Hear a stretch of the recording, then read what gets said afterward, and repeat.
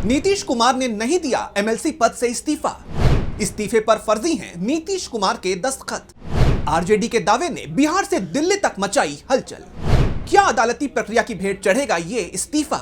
नीतीश कुमार ने इस्तीफा नहीं दिया है। जी हां, 30 मार्च को खबर आई थी कि नीतीश कुमार ने राज्यसभा जाने के लिए एमएलसी का पद छोड़ दिया है। लेकिन अब दावा किया जा रहा है कि इस इस्तीफे में नीतीश कुमार के दस्तखत असली नहीं है।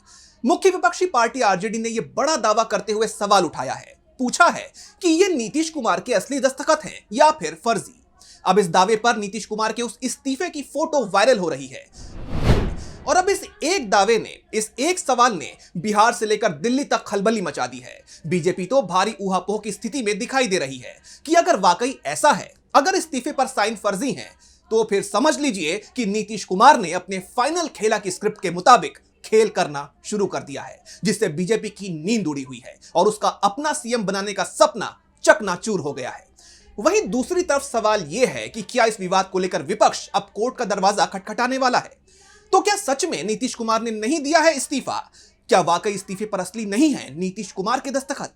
इसी पर आज हम अपनी इस स्पेशल रिपोर्ट में करेंगे बात। नमस्कार, मैं यश।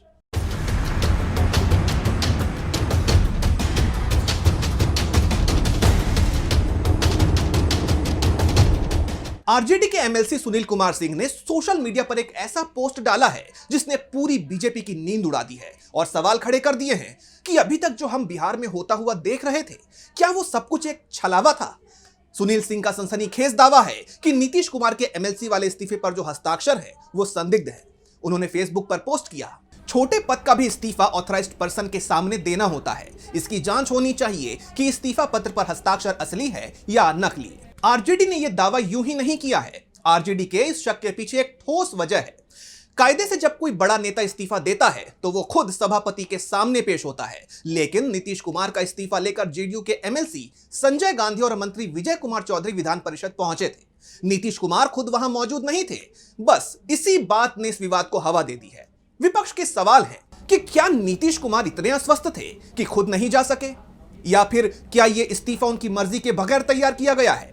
क्या बीजेपी के दबाव में यह कागजी खाना पूर्ति की गई है? सवाल उठ रहा है कि नीतीश कुमार 4 दिन पहले तक बिहार में समृद्धि यात्रा निकाल रहे थे। यानी यह कहना है कि नीतीश कुमार स्वस्थ नहीं थे, पूरी तरह से गलत है। वो तो पटना में ही मौजूद थे, फिर भी अपना इस्तीफा देने के लिए वो सभापति के पास नहीं गए। ये बात शुरुआत से ही कही जा रही थी कि नीतीश कुमार एमएलसी की सीट छोड़ने को तैयार नहीं हो रहे हैं, और जिस तरह से अब उनके इस्तीफे पर विवाद शुरू हो गया है, उसके बाद यह भी कहा जा रहा है कि नीतीश कुमार ने तो इस्तीफा दिया ही नहीं है, बल्कि उनके इस्तीफे का नाटक किया है।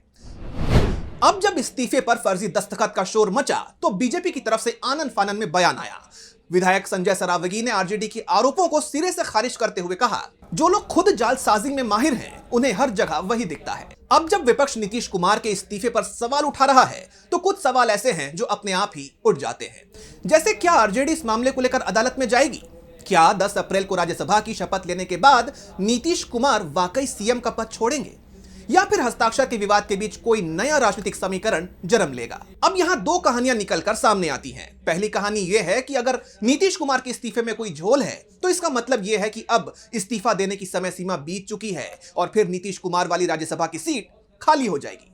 और अगर ये दस्तखत असली भी हैं तो भी नीतीश कुमार ने एक ऐसा पेच फंसाया है जिससे बीजेपी का सिरदर्द बढ़ गया है, क्योंकि इस्तीफे पर दस्तखत हो या ना हो, दोनों ही हालात में सीएम तो नीतीश कुमार ही हैं और मुख्यमंत्री की कुर्सी छोड़ने के लिए उन्होंने बीजेपी के सामने 4 बेहद कड़ी शर्तें रख दी हैं। और ये वो शर्तें हैं जो बीजेपी से ना तो निगलते बन रही हैं और ना ही उगलते, क्योंकि 20 साल से सत्ता संभाल रहे नीतीश कुमार बगैर अपना भविष्य सुरक्षित किए कुर्सी नहीं छोड़ने वाले। आइए एक बार इन 4 शर्तों पर नजर डाल लेते हैं। पहली शर्त यह है कि अगले मुख्यमंत्री का नाम अभी तय किया जाए। नीतीश कुमार चाहते हैं कि उनके कुर्सी छोड़ते ही अगला सीएम कौन होगा इसका ऐलान तुरंत किया जाए। नीतीश कुमार किसी ऐसे चेहरे को कमान नहीं देना चाहते जो भविष्य में उनकी पार्टी यानी जेडीयू को ही खत्म कर दे। वो चाहते हैं कि उत्तराधिकारी उनकी पसंद का हो, या कम से कम ऐसा हो जो जेडीयू के अस्तित्व को चुनौती ना दे। नीतीश कुमार की दूसरी शर्त है गृह मंत्रालय का कंट्रोल। दरअसल बिहार में सालों से गृह विभाग नीतीश कुमार के पास रहा है। यह विभाग पुलिस और प्रशासन पर नियंत्रण रखता है। नीतीश कुमार की शर्त है कि नई सरकार में भी गृह मंत्रालय या तो जेडीयू के पास रहे या फिर उनके किसी सबसे भरोसेमंद व्यक्ति के पास। वो सत्ता का रिमोट कंट्रोल अपने हाथ से जाने नहीं देना चाहते। उनकी तीसरी शर्त है विधानसभा अध्यक्ष यानी स्पीकर का पद। राजनीति में स्पीकर की भूमिका बहुत अहम होती है, खासकर तब जब गठबंधन की सरकार हो।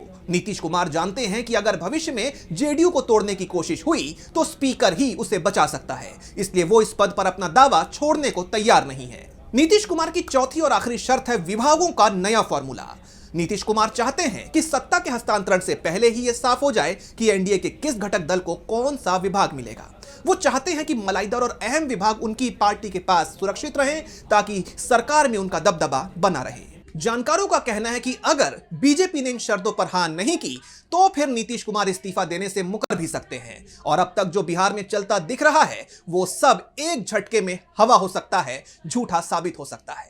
वैसे नीतीश कुमार के पास सुरक्षा कवच के तौर पर संविधान का अनुच्छेद 164(4) भी है। दरअसल ये नियम कहता है कि कोई भी व्यक्ति बिना किसी सदन का सदस्य रहे भी 6 महीने तक सीएम या मंत्री बना रह सकता है। नीतीश कुमार ने एमएलसी के पद से इस्तीफा दे दिया है, लेकिन अभी भी वो बिहार के मुख्यमंत्री हैं। तकनीकी रूप से वो सितंबर 2026 तक सीएम की कुर्सी पर बने रह सकते हैं, भले ही वो किसी भी सदन के सदस्य ना हो। बिहार की राजनीति में नीतीश कुमार वो खिलाड़ी हैं जिन्हें मात देना नामुमकिन सा लगता है। एक तरफ बीजेपी चाहती है कि नीतीश कुमार को राज्यसभा भेजकर बिहार की कमान पूरी तरह अपने हाथ में ले ली जाए, वहीं दूसरी तरफ नीतीश कुमार किंग या किंग मेकर की भूमिका से कुछ भी कम स्वीकार करने को तैयार नहीं है। तो अब इस पूरे घटनाक्रम पर सवाल उठ रहे हैं कि अब आगे क्या हो सकता है। तो इसकी पहली संभावना यह है कि बीजेपी नीतीश कुमार की चारों शर्तें मान लेगी और 10 अप्रैल के पास बिहार को नया मुख्यमंत्री मिल जाएगा। दूसरी संभावना यह कहती है कि नीतीश कुमार अपने शर्तों पर अड़े रहें और सितंबर 2026 तक सीएम की कुर्सी ना छोड़ें, जिससे एनडीए में दरार आ जाए। तीसरी संभावना यह है कि आरजेडी इस हस्ताक्षर विवाद को कोर्ट तक ले जाए और नीतीश कुमार के इस्तीफे को कानूनी पेचीदगियों में फंसा दे। यानी बिहार की सियासत अभी एक बेहद नाजुक मोड़ पर है। क्या यह मामला कोर्ट में जाएगा? क्या इस दस्तखत को लेकर अभी विवाद और गर्माएगा? कुल मिलाकर अभी तक जो कुछ भी सामने आया है उससे यह साफ हो रहा है कि बिहार में खेला अभी बाकी है। तो फिलहाल आज की इस स्पेशल रिपोर्ट में बस इतना ही। इसी तरह की तमाम रिपोर्ट्स के लिए देखते रहिए डीबी लाइव। मुझे दीजिए इजाजत, नमस्कार। हमारे चैनल से जुड़े रहने के लिए YouTube पर टाइप करें DB लाइव, सब्सक्राइब बटन को क्लिक करें और बेल आइकन को दबाना न भूलें ताकि खबरें आप तक पहुंचती रहें। देखते रहिए DB लाइव, क्योंकि यहाँ हैं खबरें लगातार। हमारे चैनल से जुड़े रहने के लिए YouTube पर टाइप करें DB लाइव, सब्सक्राइब बटन को क्लिक करें और बेल आइकन को दबाना न भूलें ताकि खबरें आप तक पहुंचती रहें। देखते रहिए DB लाइव, क्योंकि यहाँ हैं खबरें लगातार।